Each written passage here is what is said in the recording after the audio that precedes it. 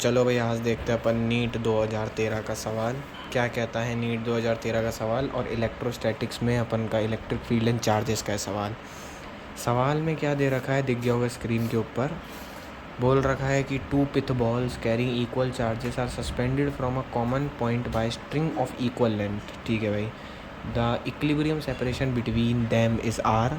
Now the string are rigidly clamped at half the height. The equilibrium separation between the balls now become. और diagram भी दे रखा है अपन को और ऑप्शंस दे रखे हैं। चलो अब इस क्वेश्चन को करना शुरू करते हैं। देखो सवाल में क्या दे रखा है कि भाई दो डाइग्राम दे रखे हैं मुझे सवाल। ठीक है, कैमरे को सेट करते हैं अच्छी तरीके से। दिख गया भाई। चलो अब यहाँ पर मुझे दे रखा है कि भाई ये कैसे कर कुछ दीवार है। यहाँ से भाई मैंने इससे ऐसे दो स्ट्रिंग लटका रखी है। एक है ऐसे, दो चार्ज हैं और दोनों के दोनों जो मुझे दे रखे हैं चार्ज वो मुझे बोल रखा है कि पिथ बॉल्स हैं और बराबर चार्ज है। इसके ऊपर भी मान लो अगर प्लस क्यू चार्ज है तो इसके ऊपर भी प्लस क्यू चार्ज होगा, ऐसा बोल रखा है। मान लो ना यार कि सेम चार्ज है तो प्लस क्यू मान लिया। ठीक है भाई, यहाँ तक कोई दिक्कत नहीं होगी। और भाई ये जो स्ट्रिंग है ना इसकी लेंथ अपन ने मान ली कि भाई दे रखा है कि दोनों की सेम लेंथ है तो मान लेते हैं इसकी लेंथ अगर एल है तो इसकी भी एल ही होगी। सिंपल सी बात है भाई। और मुझे बोल रहा है कि देखो स्टार्टिंग में क्या होगा, पास पास में होंगे और फिर क्या होगा, धीरे धीरे दूर जाने लगेंगे क्योंकि रिपल्सिव फोर्स लगेगा। हाँ भाई, तो एक कोई ऐसी डिस्टेंस पर चलेगा जिसको बोल देते हैं कोई आर डिस्टेंस, कोई एक ऐसी डिस्टेंस पर चलेगा। ये जो डिस्टेंस है ना इनका इक्विलिब्रियम सेपरेशन है। अब शब्द आया है इक्विलिब्रियम। इक्विलिब्रियम का मतलब क्या होता है? इक्विलिब्रियम का मतलब होता है कि एक ऐसी जगह पर चले गए ये दोनों चार्जेस जिस पर नेट फोर्स इन पर क्या हो, ज़ीरो। मतलब इसके ऊपर जितने भी फोर्स लग रहे होंगे, अपन अभी देखेंगे टेंशन का फोर्स लगेगा, mg का फोर्स लगेगा, इलेक्ट्रोस्टैटिक का फोर्स लगेगा, ये सब का जब नेट करेंगे, जब जोड़ेंगे तो जीरो आएगा। इक्विलिब्रियम का मतलब ये होता है। चलिए भाई अब आगे बढ़ते हैं। ठीक है, तो ऐसे करा। और दूसरे केस में बता रखा है कि भाई मुझे सबसे पहली चीज़ एक और चीज़ बोल रखी है सवाल में कि भाई ये जो डिस्टेंस है ना ये मुझे वाई दे रखी है कि पहले ना मैंने वाई हाइट तक इनको ऐसे कर क्लैम्प्ड कर दिया, लटका दिया। क्लैम्प्ड मतलब लटका दी। ठीक।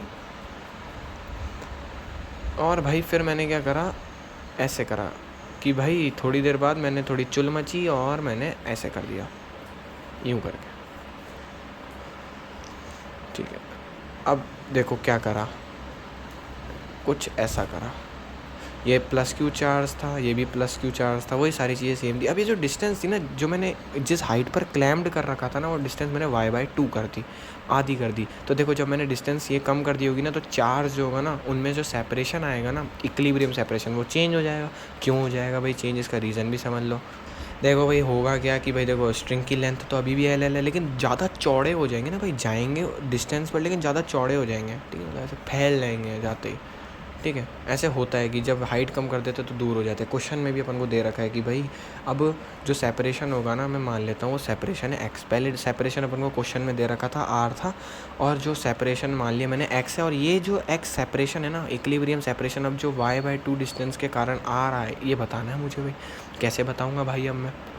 ठीक है, चलिए स्टार्ट करते हैं। अब कैसे इस सवाल को परफॉर्म करेंगे देखें। देखो सबसे पहली चीज़ मुझे पता है कि भाई है ना, ये जो मान लो कोई भी एक चार्ज है, ये प्लस क्यू है, ये प्लस क्यू ना, तो मान लेते हैं प्लस क्यू इसके ऊपर एक रिपल्सिव फोर्स लगा रहा होगा जिसको बोलेंगे एफ, इलेक्ट्रोस्टैटिक रिपल्सिव फोर्स।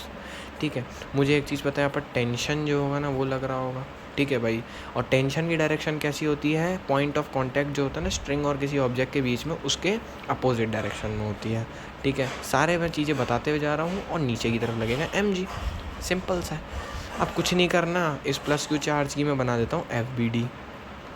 ये देखो ये है टेंशन, इस साइड में लग रहा है। ठीक है, ये नीचे की तरफ mg लग रहा है भाइयों बहनों मेरे, और ये लग रहा है इलेक्ट्रोस्टैटिक को। अब मेरे को सवाल में क्या दे रखा है कि भाई ये जो चार्जेस है ना दोनों, ये इक्विलिब्रियम के अंदर है, मतलब इनके ऊपर नेट फोर्स ज़ीरो है। तो अब इनके ऊपर नेट फोर्स को ज़ीरो कैसे करते हैं वो देखो। मान लेते हैं कि अगर ये एंगल थीटा है, if this angle is theta, अगर ये एंगल थीटा है तो। ठीक है, थोड़ा अच्छा सवाल है, अच्छे समझना, नया सवाल है तुम्हारे लिए। थीटा एंगल मान लो भाई, ठीक है, कोई दिक्कत नहीं। अगर ये थीटा है तो मुझे एक बात बताओ, अगर मैं ऐसे एक लाइन बनाऊं तो ये भी थीटा होगा। क्यों? अल्टरनेट इंटीरियर एंगल से। हाँ, तो अब देखो टेंशन के मैं दो कंपोनेंट बना सकता हूँ। देखो ये टेंशन है, ठीक है। टेंशन के दो कंपोनेंट बनेगा, एक कंपोनेंट इधर बनेगा और एक कंपोनेंट ऐसे ऊपर बनेगा। तो जो थीटा के साथ कंपोनेंट होता है तो कॉस होता है, तो टी कॉस थीटा ये हो जाएगा और ये टी साइन थीटा हो जाएगा, ये वाला, ठीक है। मतलब ये हो जाएगा अपन का टी कॉस थीटा, ये हो जाएगा टी साइन थीटा, ठीक है भाई। अब देखो ये टेंशन हटा देंगे क्योंकि इसके कंपोनेंट बना दिया ना, तो इसका मतलब ही नहीं है। अब मुझे यहाँ से एक चीज़ दिख रही है कि भाई टी, अब ये इक्विलिब्रियम में है तो इसका मतलब टी कॉस थीटा mg के बराबर होगा और इलेक्ट्रोस्टैटिक फोर्स रिपल्सन वाला टी साइन थीटा के बराबर होगा। तो मेरा जो टी कॉस थीटा होगा ना वो मेरा किसके बराबर होगा, mg के, और मेरा जो टी साइन थीटा होगा ना वो किसके बराबर होगा, मेरा इलेक्ट्रोस्टैटिक फोर्स रिपल्शन के, ठीक है भाई, कोई दिक्कत नहीं, बहुत बढ़िया। अब मैं क्या काम करता हूँ, इसको मान लेता हूँ इक्वेशन नंबर 1 और इसको मान लेता हूँ इक्वेशन नंबर 2। इक्वेशन 1 को इक्वेशन 2 से जैसे मैं डिवाइड करूँगा तो T sine theta upon T cos theta equals to electrostatic force repulsion upon mg। देखो टी से टी कट जाएगा, sine theta upon cos theta कितना होता है, tan theta, which is equals to electrostatic force क्या होता है, के। अब देखो इन दोनों के बीच में लग रहा है ना इलेक्ट्रोस्टैटिक रिपल्शन फोर्स, तो दोनों चार्जेस लेंगे है ना, Q1 चार्ज भी Q है, Q2 चार्ज भी Q है, इंटू Q अपॉन डिस्टेंस कितनी थी इनमें, ये वाले केस में ले रहे R डिस्टेंस थी तो R², ठीक है, अपॉन mg। तो अब यहाँ से अगर मैं इसको सॉल्व करूँ तो ये लिख सकता हूँ ना कि भाई जो मेरा टेन थीटा होएगा वो किसके बराबर होएगा, मेरा KQ² अपॉन R² mg, ये mg यहाँ चला जाएगा, सिंपल। अब मेरे को मेन R की वैल्यू निकाल लेता हूँ यहाँ से और वहाँ से X की वैल्यू निकाल लूँगा और दोनों को कंपेयर कर दूँगा और आ जाएगा मेरा आंसर। तो R की वैल्यू निकालता है, मैं देखूँ टेन थीटा, मुझे पता है जो थीटा है ना, ये जो थीटा है ना, ये थीटा क्या है, मैं टेन थीटा क्या होता है, परपेंडिकुलर अपॉन बेस, तो थीटा के सामने वाला होगा परपेंडिकुलर। देखो पूरी डिस्टेंस R है, ये आधी, ये जो थोड़ी सी ये वाली डिस्टेंस है कितनी होगी, ये पूरी R, तो ये आधी कितनी होगी, R/2। तो टेन थीटा क्या होता है, परपेंडिकुलर अपॉन बेस, तो परपेंडिकुलर कितना हो गया, R/2। देखो ना ये परपेंडिकुलर, दिस इज़ परपेंडिकुलर, और बेस ये हो जाएगा और ये हाइपोटीनियस होगा, ये चीज़ देखो, ये हो गया परपेंडिकुलर, ये हो गया हाइपोटीनियस, सॉरी ये हो गया बेस, ये परपेंडिकुलर, ये बेस और ये हाइपोटीनियस। तो देखो परपेंडिकुलर अपॉन हाइपोटीनियस मतलब y इक्वल्स टू, इसको लिख देंगे KQ² mg। इसको यहाँ सॉल्व कर देता हूँ मैं, देखो इसको मैं ऐसे लिख सकता हूँ ना, R/2y, इस ये यहाँ चला जाएगा, ठीक है, इस 2 के साथ, which is equals to KQ²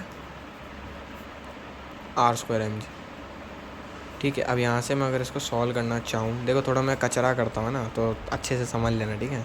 अब देखो R की वैल्यू चाहिए ना, इसको इधर भेज देता हूँ और सबको इधर भेज देता हूँ, तो R² को यहाँ भेजूँगा तो बन जाएगा R³ which is equals to 2y KQ²। इस चीज़ क्रॉस मल्टीप्लाई कर देता हूँ ना मैं, इसको इधर, तो मैं ना सिर्फ R² को भेज रहा हूँ यहाँ पर, और 2y को जगह भेजूँगा तो क्या होगा, KQ² 2y इंटू 2y और डिवाइडेड बाय mg, ठीक है, कोई दिक्कत नहीं। हाँ अब ये पकड़ लो, इसको मान लो इक्वेशन नंबर 1। ऐसा ही सेम चीज़ अपन को यहाँ पर करना है, लेकिन अब एक चीज़ का ध्यान रखना, यहाँ पर जो थीटा होगा ना अलग थीटा होगा। अब भाई ये मैंने क्या कह दिया, भाई एक बात बताओ, यहाँ पर डिस्टेंस अलग थी और यहाँ पर डिस्टेंस अलग थी तो ये थीटा अलग होगा ना। हाँ भाई देखो ये डिस्टेंस R/2 होगी तो ज़रूरी थोड़ी ना ये डिस्टेंस भी R/2, हाँ तो थीटा अलग होगा यहाँ पर। तो ये वाले को मैं मान लेता हूँ कोई थीटा है 2 फॉर एग्जांपल, तो यहाँ पर भी वही चीज़ लगाऊंगा, कंपोनेंट बनाऊंगा यहाँ पर T, फिर यहाँ पर इधर की साइड में बनाऊंगा रिपल्सिव फोर्स, ठीक है, टेंशन के 2 कंपोनेंट बना दूंगा, सेम वही चीज़ कर देता हूँ जैसे यहाँ पर करें। तो यहाँ से एक चीज़ बोल सकता हूँ ना, T cos theta 2 equals to mg, और भाई T sin theta 2 equals to ये। अब यहाँ से मैं दोनों को डिवाइड कर देता हूँ, तो क्या लिखूँगा मैं कि sine theta 2 upon cos theta 2, simple सा मैं टेन थीटा 2 लिख लेता हूँ इक्वल्स टू FR/mg।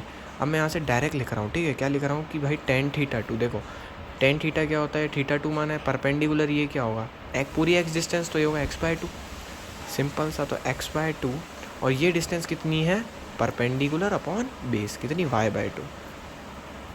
सेम वही चीज़ है, बस इधर ये x/2 हो जाएगा, y/2 हो जाएगा, ठीक है। हाँ अब देखो मैं क्या काम करता हूँ, इसको लिख लेता हूँ क्या, KQ²/x², क्योंकि डिस्टेंस अब कितनी है x, इन दोनों देखो ये क्या है अपन का इलेक्ट्रोस्टैटिक फोर्स है। इलेक्ट्रोस्टैटिक फोर्स क्या होता है कि KQ², KQ1 Q2, तो देखो K का K, Q1 Q2, तो Q इंटू Q करेंगे तो Q², और डिस्टेंस कितनी है इनके बीच में, x है, R नहीं है x है, और यहाँ M G, divided by M G, तो एम जी यहीं पर ही आ जाएगा पहले वाले की तरह ही। देखो ये 2 से 2 कट जाएगा, तो सिंपल सा कि मैं क्या लिखूँगा, X upon Y equals to K Q square by X square M G. अब यहाँ से अगर मैं इसको सॉल्व करना चाहूँ तो मैं सारी चीज़ों को कहाँ पर भेज दूँ, इसको यहाँ पर भेज देता हूँ और एक्स को यहाँ पर भेज देता हूँ। तो मैं एक चीज़ देख सकता हूँ, एक्स क्यूब इक्वल्स टू, इसको यहाँ भेजूँगा तो के क्यू स्क्वायर वाई बटे एम जी। ठीक है, ये मान लो इक्वेशन नंबर 2 आ गई अपनी। अब बस इक्वेशन 1 और इक्वेशन 2 को कंपेयर कर दो। तो देखो भाई, अब दोनों इक्वेशन को मैंने देखा, ये एक फर्स्ट इक्वेशन थी, सेकंड इक्वेशन थी। अब अगर मैं फर्स्ट और सेकंड इक्वेशन को देखूँ तो मैं क्या फर्स्ट इक्वेशन को ऐसे लिख सकता हूँ, R cube equals to K Q square Y upon M G, और इस पूरे को अपन ने किससे मल्टीप्लाई कर दिया, 2 से। देखो ना 2 था ना, तो 2 को मैंने बाहर मल्टीप्लाई कर दिया ऐसे ऊपर की तरफ मल्टीप्लाई। अब मुझे एक चीज़ दिख रही है कि भाई यार ये जो K Q square Y by M G है ना, ये तो एक्स क्यूब की वैल्यू है, तो ये वाली वैल्यू यहाँ रख देता हूँ मैं। तो R cube equals to 2 into X cube. ठीक है भाई, हाँ। अब मुझे x की वैल्यू चाहिए ना r की टर्म्स में, तो क्या करूँगा मैं, इधर लिख देता हूँ R cube upon 2 equals to X cube.